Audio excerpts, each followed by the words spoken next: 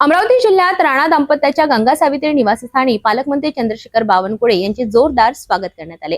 या प्रसंगी अनेक प्रतिष्ठित मान्यवर आणि सामाजिक नेते उपस्थित होते। युवा स्वाभिमानचे पदाधिकारी यांनी खास रांगोळी रेखाटून आणि फटाक्यांच्या आतिषबाजीच्या माध्यमातून पालकमंत्री चंद्रशेखर बावनकुळे यांचे स्वागत केले।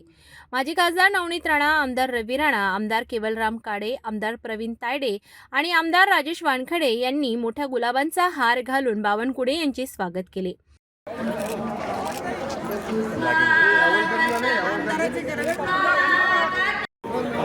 महाराष्ट्र राज्याचे नवनिर्वाचित महसूल मंत्री माननीय आमदार चंद्रशेखरजी बावनकुळे साहेब। आमदार रवी राणा यांनी बोलताना पालकमंत्री बावनकुळे यांचे अमरावती जिल्ह्यातील योगदान किती मोठे असल्याचे स्पष्ट केले।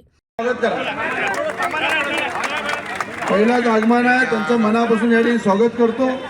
या ठिकाणी उपस्थित आदरणीय मेळघाटचे आमदार केवलरामजी काळेजी उपस्थित आहे, अचलपूरचे आमदार प्रवीणजी तायडे उपस्थित आहे, तिवसाचे आमदार राजेशजी वानखडे उपस्थित आहे, मोर्शी वरुडचे आमदार आमचे यावलकर साहेब आहे आणि या ठिकाणी सगळे उपस्थित आदरणीय कार्यकर्ते, भाजपचे स्वाभिमानचे कार्यकर्ते, सगळ्यांचं मी या ठिकाणी स्वागत करतो।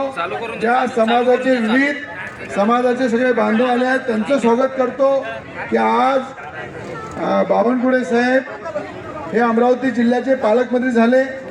हे अमरावती जिल्ह्यातल्या अमरावतीपासून तर मेळघाटपर्यंत प्रत्येक व्यक्तीला आनंद होत आहे की सगळ्यांच्या मनाचा, सगळ्यांच्या मनामधला एक चांगला लोकनेता, लोकांमध्ये काम करणारा आणि ज्यांनी या अमरावती जिल्ह्यामध्ये सगळे आमदार निवडून आणण्यासाठी अनेक वर्षापासून परिश्रम घेतले आणि चांगल्या व्यक्तींना तिकीट देण्याचं काम या जिल्ह्यामध्ये जर केलं असेल तर ते बावनकुळे साहेबांनी, आणि जे जे आमदार झाले त्यांना तिकीट देणं, त्यांच्या प्रचारासाठी वेळ देणं, त्यांच्या पूर्ण मतदारसंघाचं नियोजन करणं। म्हणून या यशामध्ये ज्या ठिकाणी राज्याचे मुख्यमंत्री देवेंद्र फडणवीस साहेब ज्यांचं मोठं योगदान आहे, त्याच पद्धतीनं बावनकुळे साहेबांचं सुद्धा मोठं योगदान आहे। म्हणून आज पूर्ण जिल्हा उत्साहामध्ये एक चांगल्या पालकमंत्र्याचं, महसूल मंत्र्याचं या ठिकाणी स्वागत करायला आलेले आहे। आणि मला असं वाटते की मला आदरणीय राज्याचे मुख्यमंत्री यांनी विचारलं होतं की अमरावती जिल्ह्यामध्ये कोण पालकमंत्री पाहिजे। आम्ही सगळ्या आमदारांनी एक मताने म्हटलं की आम्हाला बावनकुळे साहेब पाहिजे आणि त्या ठिकाणी आमच्या सगळ्यांच्या मनामधला एक चांगला पालकमंत्री, जे राज्याचे महसूल मंत्री आज 3 नंबरची पदावर महाराष्ट्रामध्ये। अमरावती जिल्ह्याला एक सक्षम पालकमंत्री म्हणून चंद्रशेखर बावनकुळे यांचीच आवश्यकता आहे असेही ते म्हणाले। जे जे प्रोजेक्ट नवनीत राणा खासदार असताना त्यांनी आणले, त्यांना पुढे नेण्याचं काम या जिल्ह्याचे पालकमंत्री देवेंद्र फडणवीस बावनकुळे साहेब करतील आणि सगळ्या आमदारांना ताकद देतील, हा मला विश्वास आहे। म्हणून जेवढ्या समाजाचे सगळे समाज बांधव आलेले आहे, तुम्ही चिंता करू नका। प्रत्येक समाजाच्या न्यायासाठी, विकासासाठी एक मजबूत पालकमंत्री आपल्याला मिळालेले आहे। म्हणून तुमचा बुके जरी गर्दीमध्ये घेतला किंवा नसन घेतला तर त्यांचं लक्ष सगळ्यांकडे आहे, बरोबर नाही आहे? आणि त्यांचं लक्ष आहे म्हणून माझं लक्ष आहे, म्हणून तुम्ही चिंता करू नका। म्हणून सगळ्यांचं या ठिकाणी पालकमंत्री चंद्रशेखर बावनकुळे यांनी आपल्या भाषणात सांगितले की राणा दाम्पत्यांनी माझ्या नावाचा उच्चार केल्यानंतर मला अमरावतीच्या पालकमंत्री पदावर नियुक्ती मिळाली।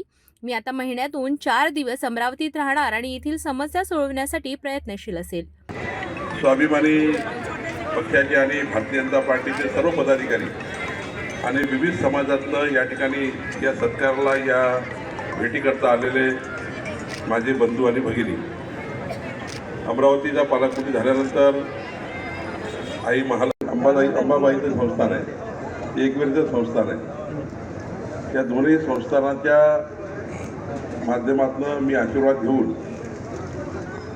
नागपूरचाही पालकमंत्री आणि अमरावतीचाही पालकमंत्री म्हणून काम करण्याची संधी मला मिळाली आहे। ही गोष्ट खरी आहे की रवी राणा आणि नवनीत राणाजी यांनी खूप आग्रह धरला होता की मी पालकमंत्री व्हावं आणि देवेंद्र फडणवीसजीकडनं त्यांनी ते माझ्या लागून करून घेतलं। खरं तर मी मला खूप वेळ नव्हता पालकमंत्री पदाकरता, कारण मी राज्याचा पक्षाचा अध्यक्ष आहे, महसूल मंत्री म्हणून जबाबदारी आहे, नागपूरचा पालकमंत्री, अमरावतीचा पालकमंत्री, अशा विविध पदावर काम करताना वेळेतही खूप कमी असतं. मी आधी रवींद्र राणाजींना सांगितलं होतं, रवी राणाजी आणि आमच्या आमदारांना सांगितलं होतं की थोडा खूप काटकसरीचा वेळ राहील, पण आता मी निर्णय घेतला आहे की महिन्याचे 4 दिवस मी अमरावतीमध्ये राहणार आहे. आणि त्या 4 दिवसामध्ये जे जे काही समाजाच्या शेवटच्या माणसाचे, आदिवासी भागातल्या मेळघाटपासून तर धामणगावपर्यंत जे काही प्रश्न जनतेलाही भेटायचा आहे, समाजालाही भेटायचा आहे, प्रशासनाकडनं प्रश्नही मार्गी लावायचे आहे. पण मला विश्वास आहे की तुमच्या सर्वांच्या आशीर्वादाने जी क्षमता आमच्यामध्ये आहे, तुमच्या सर्वांच्या आशीर्वादाने जी ऊर्जा आम्हाला मिळतं, त्या ऊर्जेचा वापर करून किती काळ जरी द्यावा लागला तरी आम्ही देऊ. आणि अमरावतीचे जे प्रश्न आत्तापर्यंत निघाले नाही, जे काही नवनीत राणाजींनी संकल्पित केलं आहे, काही रवी राणाजींनी संकल्पित केलं आहे, आमच्या आमदार साहेबांनी आता पांधन रस्त्यापासून तर आमच्या अमरावतीच्या साहित्यिकाच्या ग्रंथालयापर्यंत इथपर्यंत प्रश्न आहे, तर निश्चितपणे याची प्रायोरिटी ठरवून माननीय देवेंद्रजींना एखादी बाब मी सांगितली, रवी राणाजींनी सांगितली, तो आमचे आमदार आमच्यासोबत आहे. हे सर्व आमदार बसून एखाद्या वेळी जो आम्ही अमरावती शहराचा जिल्ह्याचा प्लॅन करू, तो प्लॅन निश्चितपणे पूर्ण करण्याकरता आम्ही सर्व काम करू. मी एकच सांगेल, देवेंद्र फडणवीस सरकार, आमचं सरकार हे पारदर्शी आणि प्रामाणिक सरकार आहे. आमच्या सरकारमध्ये गतिशील सरकार आहे. या सरकारमध्ये तातडीनं निर्णय घेण्याची क्षमता आहे. अमरावतीकरांच्या अपेक्षा पूर्ण करण्याकरता जे जे करावं लागेल ते सारं करण्याचा आपण प्रयत्न करू आणि समाजाचे समाधान होतपर्यंत आपण समाजाला न्याय देण्याचा प्रयत्न करू. ज्या ज्या समाजाचे जे प्रश्न आहेत ते सोडण्याचा प्रयत्न करू. मी पुन्हा एकदा माननीय रवी राणाजी, नवनीत राणाजी, आपले आमदार केवलरामजी, राजेश, प्रवीण यावलकर सर्वांचं मनापासून आभार मानतो की आपण सर्वांनी माझ्या नियुक्तीकरता जे प्रयत्न केले आणि माझी नियुक्ती झाली आहे. मला माहिती आहे या नियुक्तीमध्ये तुमच्या आशा, अपेक्षा आहे, विकासाच्या अपेक्षा आहे. माझा अनुभव जे काही माझ्या पाठीचे आहे त्या अनुभवातून मी काहीतरी अमरावतीत करून दाखवलं पाहिजे. मी नक्कीच मला आश्वस्त करतो की माझ्या अनुभवाचा संपूर्ण उपयोग देवेंद्रजींची साथ आणि आपल्या मंत्रिमंडळाची साथ घेऊन जे जे काही अमरावतीमध्ये करता येईल ते निश्चितपणे आपण करण्याचा प्रयत्न करू आणि विकासाचं अमरावती आणि अमरावतीचा विकास साध्य करण्याचा प्रयत्न करू. मी नवनीत राणाजी आणि आपल्या रवी राणाजींचं खूप खूप अभिनंदन करतो, आभार मानतो. आपण सर्वांनी मिळून एक प्लॅन तयार करा आणि जो प्लॅन तुम्ही मला द्याल त्या प्लॅनवर आपण पूर्ण काम करू. सरकारकडनं जेवढा पैसा लागेल तो पैसा उपलब्ध करण्याची जबाबदारी माझी आणि आपल्या सर्वांची आहे. आपण ते करू. आणि अमरावती तर माननीय देवेंद्रजीचा मामाचं गाव आहे, आईचं गाव आहे आणि त्यामुळं त्यांच्याकडे मी जाणार आहे, रात्री कलोतीजीकडे जाणार आहे. पण मी त्यांना याच्याकडे चाललो आहे कलोतीजीकडे की त्यांचाही सपोर्ट घेऊन देवेंद्रजीकडे जास्तीत जास्त पैसा आला पाहिजे. शेवटी मामांनी म्हटलं तर भाताला करावंच लागतं, कारण मामा अशी एक जागा आहे त्या जागेवर भाच्याला द्यावंच लागतं.